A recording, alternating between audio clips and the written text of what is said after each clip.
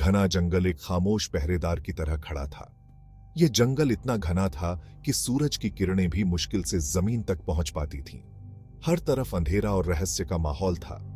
सदियों के राज उसकी उलझी हुई जड़ों और काई से ढके पत्थरों के नीचे दबे हुए थे। इन पत्थरों के नीचे छिपे हुए रहस्य और कहानियां समय के साथ धुंधली हो गई थीं, लेकिन उनका अस्तित्व अब भी महसूस किया जा सकता था।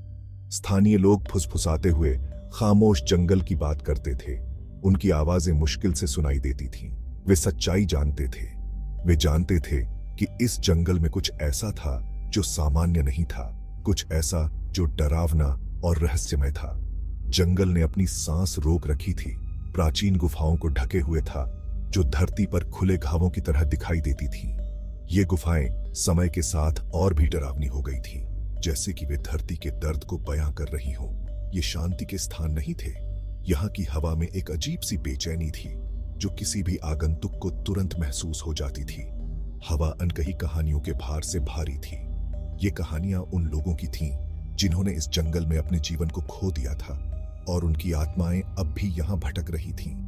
खोए हुए जीवन और सायों में छिपी प्राचीन बुराइयों की कहानियां।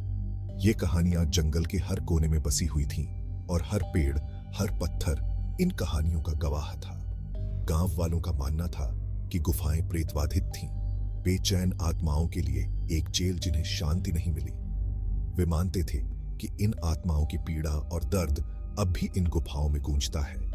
उनके दर्द भरे रोने की आवाज धरती से ही रिसती हुई लगती थी, जो पेड़ों से गुजरती हवा पर सवार होकर आती थी। ये आवाजें इतनी दर्दनाक थीं कि सुनने वाले का दिल दहल जाता था। गांव वाले दूर ही रहे, उनका डर साफ दिखाई देता था। उनके चेहरों पर चिंता और भय की लकीरें साफ देखी जा सकती थीं। लेकिन कहानियों में उत्सुक आत्माओं को अपनी ओर खींचने का एक तरीका होता है जो उन्हें भूले हुए ज्ञान और अनकहे धन के वादों से लुभाती है। ये कहानियां उन लोगों को आकर्षित करती थीं जो रहस्यों को सुलझाने और छिपे हुए खजानों को खोजने के लिए तैयार थे। और ऐसा ही था।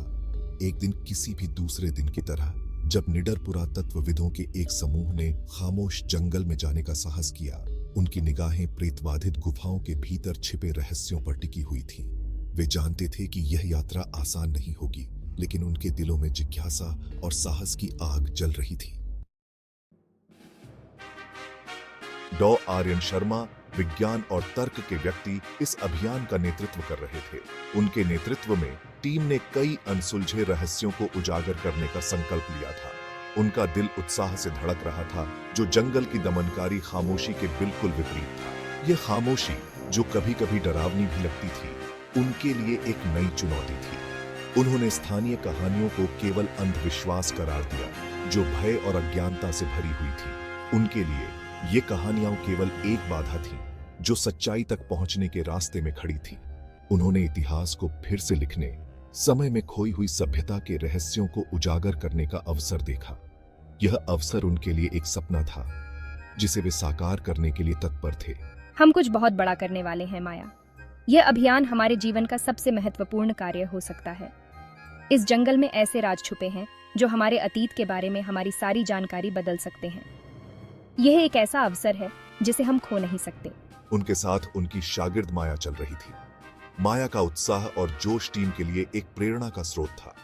जंगल के सन्नाटे के सामने उसका युवा उत्साह एक चमकदार चिंगारी थी। उसकी आंखों में एक चमक थी जो उसके सपनों और आकांक्षाओं को दर्शाती थी। उसने प्राचीन ग्रंथों को पढ़ने में सालों बिताए थे। उसका मन खोज के रोमांच से भरा हुआ था। हर पन्ना उसे एक नई दुनिया में ले जाता था। मैंने इस पल का बहुत लंबे समय से सपना देखा है डॉ शर्मा। यह मेरे लिए एक सपना सच होने जैसा है। ग्रंथों में यहाँ छिपी किसी असाधारण चीज का संकेत मिलता है। यह संकेत हमें एक नई दिशा में ले जा सकता है। उनकी टीम में एक अनुभवी खोजकर्ता विक्रम भी थे, जिनका जमीन का ज्ञान अमूल्य साबित हुआ। विक्रम का अनुभव और ज्ञान टीम के लिए एक महत्वपूर्ण संसाधन था। वह शांत गति से चलते थे। उनकी निगाहें लगातार अपने आसपास के वातावरण को देख रही थी। हर छोटी से छोटी चीज पर उनकी पैनी नजर थी। सभी लोग सतर्क रहे। ये जंगल जितना सुंदर है, उतना ही खतरनाक भी हो सकता है। जंगल धोखा दे सकता है और हमें सावधानी से कदम रखना चाहिए। हर कदम सोच समझकर उठाना होगा। टीम आगे बढ़ी। उनके कदमों में एक नया जोश और उत्साह था।